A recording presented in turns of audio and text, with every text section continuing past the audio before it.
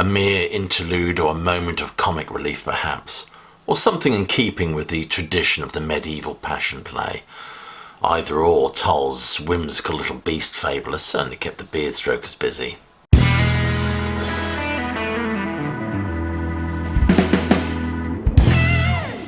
This Prog rendering of Beatrix Potter was perhaps designed to pour some syrup over the rather turgid theme of Tull's sixth studio offering.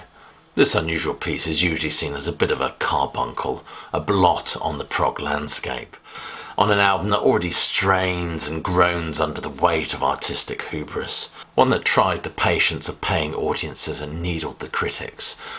In fact, in an especially excoriating review by Chris Welsh, writing for Melody Maker at the time, he said he felt like Solomon in the Bible, just wanting to cry out enough.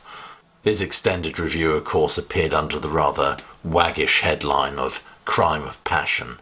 And this awful review prompted Tull's management to put out the story that so wounded was Ian Anderson from this critical lashing that he was going to disband Tull and go and work as a librarian or something.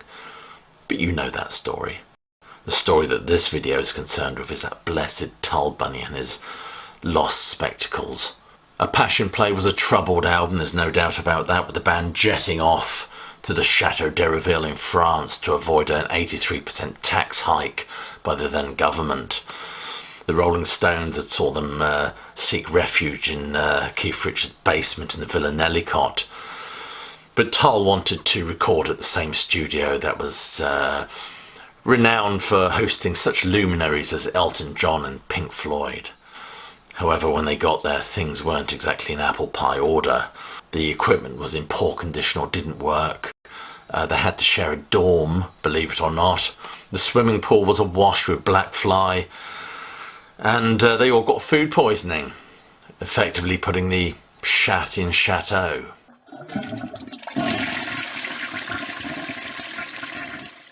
The meals, according to Martin Barr, were prepared by a big hairy woman with a moustache and beard. Even Jeffrey Hammond criticised the food, saying he was suffering from repetitive soup injury. To cut a long story short, the band returned to dear old Blighty, no doubt for a healthy dollop of bangers and mash, and reviewed the material that had been recorded. In my opinion, they'd recorded some of the finest material of this band's career. That's just my opinion, of course. But nevertheless, Anderson decided to shelve it all and go back to the drawing board. And those shelved recordings would eventually get dusted off and emerge 15 years later in Tull's 20th anniversary box set, where Ian Anderson would revisit some of the recordings and add some embellishments and added reverb so they didn't sound so stark and emaciated.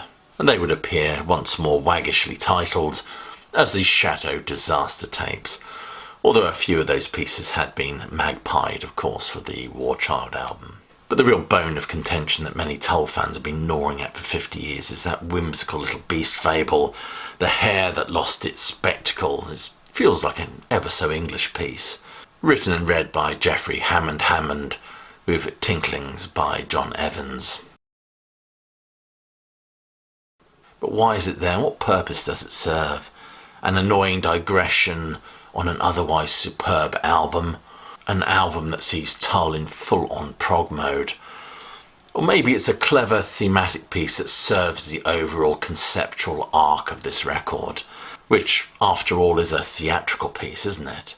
That's the main conceit that Anderson was going for this one, from that ballerina shot on the front cover to the faux theatre programme. The ballerina on the front cover, of course, as you know, was Jane Colthorpe, who went on to dance with Benny Hill and Hot Gossip. And no doubt the lecherous scallywags amongst you will be putting that in the YouTube search engine as I speak. And when this album was finished, the band decided to play it in its entirety. There were only 2 scheduled shows on the UK tour, and that was the Wembley Empire Pool, I believe as it was then called. And the critics slammed it for its complexity, its impenetrable nature, and sheer boredom factor. Chris Welsh says they had to sit there through this pulsating light on the stage for something like 20 minutes before anything happened, prompting many audience members to amuse themselves by throwing around paper aeroplanes. During the 1973 concerts, the band would leave the stage, leaving the film The Hare That Lost His Spectacles to play out behind them, to a bemused and befuddled audience, no doubt. But nevertheless, I think this is one of Tull's finest albums on any given day, I suppose. Ian Anderson has said that the Passion Play was so lyrically and thematically dense that it needed something to punctuate it with a bit of levity, perhaps, especially on an album that deals with themes of dying, the afterlife, and a descent into the fiery abyss or the foot of the stairs. This is the story of the hare who lost his spectacles. One of the commonest criticisms of a Passion Play is that it is a childish nonsense piece inserted between the two acts which bears no relation to the rest of the play. If we dig a little bit deeper and think about the Passion Play, it was essentially a medieval construct that dealt with or focused upon the death and resurrection of Jesus Christ. Whereas Ian Anderson, for his opus, is more concerned with the death and resurrection of Ronnie Pilgrim, whose name, of course, cleverly alludes to John Bunyan's protagonist in his 17th century spiritual A Pilgrim's Progress. But these medieval Passion Plays were often punctuated with moments of light relief, comedic moments, if you will, a tradition which harkens back to ancient Greece. I'm even aware of Shakespeare using that device in his plays. For example, Macbeth, the heaviness and gloom of Macbeth is punctuated by the porter scene. But nevertheless, these little asides or comic interludes would somehow be related to the main body of text or the main performance, thematically relevant to the play.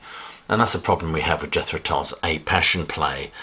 It doesn't seem to relate to the main story at all. But it does bear some resemblance to those medieval interludes that would often be secular in nature, even pagan, with maypoles and a horned narrator, as well as other pagan imagery.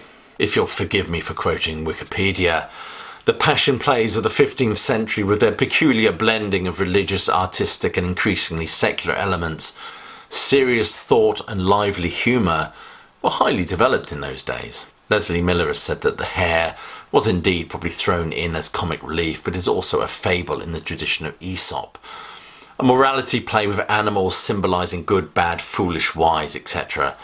The animals were foolish to believe the ridiculous hare, the moral, be wary of fools who are out to trick you, and be careful not to blow a minor issue out of proportion.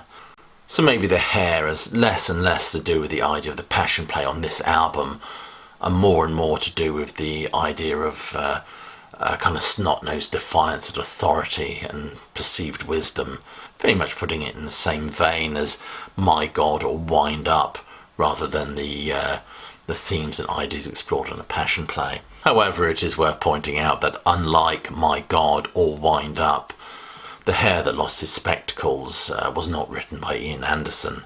It was written by, as I've said before, Jeffrey Hammond, with piano tinklings by John Evans. Anderson has kind of washed his hands of this and said it's nothing to do with me, Gov. The hare, of course, is very reminiscent of A.A. Milne's Winnie the Pooh stories that also featured an owl and a kangaroo and a rabbit rather than a hare, though. So don't look to gurus for vision or spiritual enlightenment or spectacles. Look within yourself. As Bob Dylan said, don't follow leaders. You might as well watch the parking meters, or words to that effect. Anyway, I hope you've enjoyed this video. If you have, please be sure to click like, subscribe and check that notification bell. And check some of the links below this video for ways you can support the sterling work done here at Classic Album Review. It's all much appreciated. Other than that, I will leave you with my closing salvo, which you know is, hope you're well, staying safe, but more importantly that you keep listening.